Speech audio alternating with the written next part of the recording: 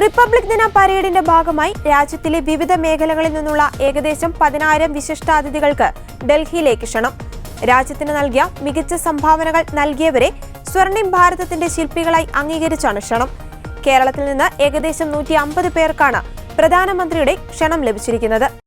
രാഷ്ട്രനിർമ്മാണത്തിൽ ഈ വ്യക്തികളുടെ അക്ഷീണ പരിശ്രമങ്ങളും സമൂഹത്തിന് അവർ നൽകിയ ശ്രദ്ധേയമായ സംഭാവനകളും ആഘോഷമാക്കാനും അംഗീകരിക്കാനും ലക്ഷ്യമിടുന്നതാണ് ഈ ഉദ്യമം.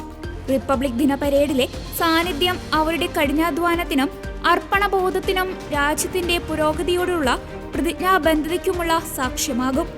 പാരാ ഒളിമ്പിക്സ് സംഘാംഗങ്ങളും അന്താരാഷ്ട്ര കായിക മത്സരങ്ങളിലെ വിജയികളും മികച്ച പ്രവർത്തനം കാഴ്ചവെച്ച PM വിശ്വകർമ്മ യോജന ഗുണഭോക്താക്കൾ, PM കുസും പദ്ധതി ഗുണഭോക്താക്കൾ, PM സൂര്യഘർ യോജന ഗുണഭോക്താക്കൾ, കൈത്തറി കരകൗശല തൊഴിലാളികൾ, മികച്ച പ്രവർത്തനം കാഴ്ചവെച്ച ജലയോദ്ധാക്കൾ, കുടിവെള്ള ശുചിത്വ പരിപാലനത്തിനുള്ള പാനി സമിതി അംഗങ്ങൾ, മൃഗസംരക്ഷണവും ക്ഷീരവികസനവുമായി ബന്ധപ്പെട്ട രാഷ്ട്രീയ ഗോകുൽ ദൗത്യത്തിൽ മികച്ച പ്രകടനം കാഴ്ചവെച്ചവർ, മൈ ഭാരത് സന്നദ്ധ പ്രവർത്തകർ, PM മത്സ്യസമ്പദ യോജന ഗുണഭോക്താക്കൾ, മൻ കി ബാത്ത് പരിപാടിയിൽ പ്രധാനമന്ത്രി പരാമർശിച്ച വ്യക്തികൾ, മികച്ച സ്റ്റാർട്ടപ്പുകൾ സൃഷ്ടിച്ചവർ, പ്രത്യേക നേട്ടം കൈവരിച്ച ഗോത്രവർഗ ഗുണഭോക്താക്കൾ തുടങ്ങിയവർക്കാണ് പ്രധാനമന്ത്രിയുടെ നേരിട്ടുള്ള ക്ഷണം ലഭിച്ചത്.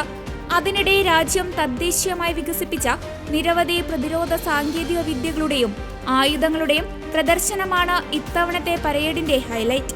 പ്രതിരോധ ഗവേഷണ സ്ഥാപനമായ DRDOയുടെ ടാബ്ലോയിൽ അവരുടെ പുതിയ സാങ്കേതിക വിദ്യകളുടെ പ്രദർശനമുണ്ടാകും. രക്ഷാ കവച് എന്ന പേരിൽ വികസിപ്പിച്ച വ്യോമ പ്രതിരോധ സംവിധാനമാണ് ഇതിൽ പ്രധാനം. കരയിൽ നിന്ന് ആകാശത്തേക്ക് പ്രയോഗിക്കുന്ന മിസൈൽ പ്രതിരോധ സംവിധാനമാണ് രക്ഷാ കവച്. വ്യത്യസ്ത ലക്ഷ്യങ്ങളെ ഒരേ സമയം നിർവീര്യമാക്കാൻ സഹായിക്കുന്ന വ്യോമ പ്രതിരോധ സംവിധാനമാണ് രക്ഷാ കവച്. ഇതിനൊപ്പം വ്യോമക്രമങ്ങളെ മുൻകൂട്ടി കണ്ടെത്താൻ സഹായിക്കുന്ന airborne early warning and control system നേത്ര ഇത് DRDO വികസിപ്പിച്ചതാണ്. ഇന്ത്യ തദ്ദേശീയമായി വികസിപ്പിച്ച 155 mm പീരങ്കി ഡ്രോൺ ആക്രമണങ്ങളെ കണ്ടെത്തി പ്രതിരോധിക്കാനും നിർവീര്യമാക്കാനുമുള്ള സംവിധാനം, ഉപഗ്രഹ കേന്ദ്രീകൃത നിരീക്ഷണ സംവിധാനം എന്നിവയൊക്കെ ഇത്തവണ പരേഡിൽ പരിചയപ്പെടുത്തും.